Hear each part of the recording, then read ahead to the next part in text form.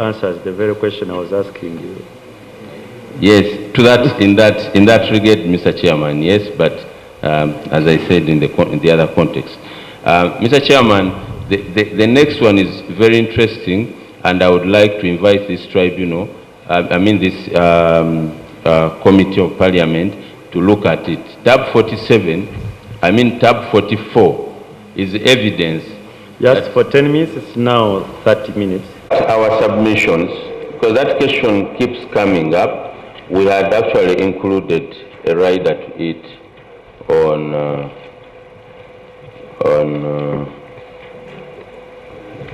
page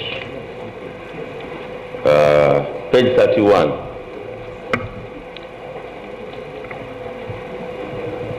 Which Page 31. It is, yeah, page 31 and 32. It shows you the Heritage Oil and Gas Limited versus the Republic of Uganda. And we have noted, again earlier at first when we opened up, when we were given opportunity to give the introduction, that there was a jurisdictional award on 24th April 2013 and a final award on 24th February 2015. And that's the case that we are. Mr. Chairman, I'm addressing my mind to the cases in London. I'm not in any way interested in this case in the Tax Appeals Tribunal on page 39. Oh, the actual word, Mr. Chairman, is with the Attorney General. So that is why, Mr. Chairman, I was earlier asking for the citation of the case in London.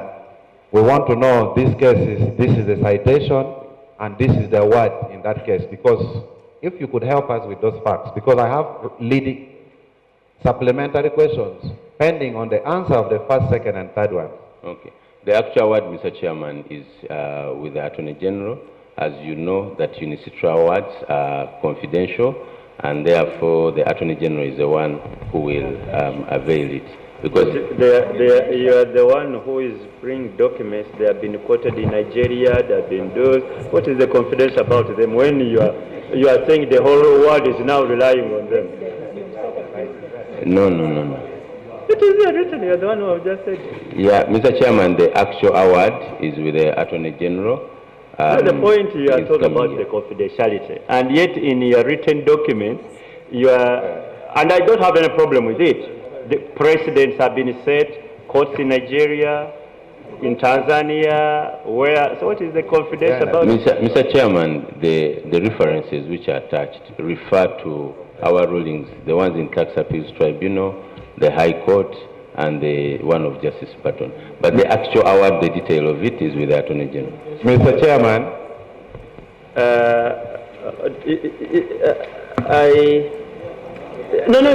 you still have the floor, but I just want to see whether... Give my opinion. But I want to state now, we did not win any case. We did not win any case. That is why counsel is very smart. He's starting to count the cases from High Court, Court of Appeal, then to London. They opted for a negotiation, and that is why they applied to that court that we make the clauses confidential. So now today we want to see the judgment of the court. They say confidentiality clause, go to Attorney General. And I've established, I called London, I also established that they put a huge fee on Uganda government to pay before we get the judgment. Can I say this? Yes. This is the Parliament of the Republic of Uganda. We will, and I want to make this clear, we will demand to have access to that judgment or ruling. And nobody is going to hide it from us. That I have to make it clear. The money that, well, we shall look, we shouldn't be judgmental, and as I've said, no judgments now. But as far as getting the ruling, looking at it, we will. I'll leave that. Now, just two last questions. This amount of 400... There is a clarification the Commissioner General wants to make. Thank you, Honorable Chairman and members. We need to put the record very straight. The government of the Republic of Uganda won the arbitral case filed by Heritage Oil and Gas Limited. We won it at the Permanent Court of Arbitration and an arbitration. We won it at 2 stages. A permanent at the jurisdiction phase.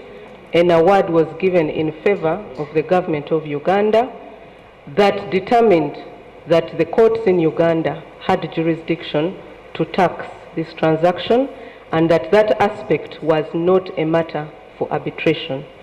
The case then proceeded to the merits phase, which included arguments about whether or not the government of Uganda had caused a disadvantage to Heritage Oil and Gas by certain amendments in the Income Tax Act. Another issue that was raised on whether the government of Uganda had acted unreasonably by issuing the consent to the transaction at the time we did, and those were the questions that were decided in favor of the government of the Republic of Uganda by the Permanent Court of Arbitration, which was determining this case.